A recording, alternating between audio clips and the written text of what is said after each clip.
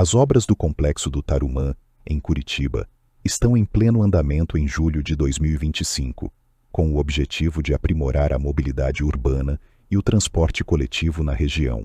O projeto principal é o alargamento do viaduto sobre a Avenida Victor Ferreira do Amaral, que passará de 24 para 50 metros de largura. Essa ampliação permitirá a criação de 3 faixas de tráfego em cada sentido, além de uma canaleta exclusiva para ônibus, e a instalação de 2 novas estações, Tarumã e Victor Ferreira do Amaral. Finalmente é visível o avanço das obras nas vias marginais.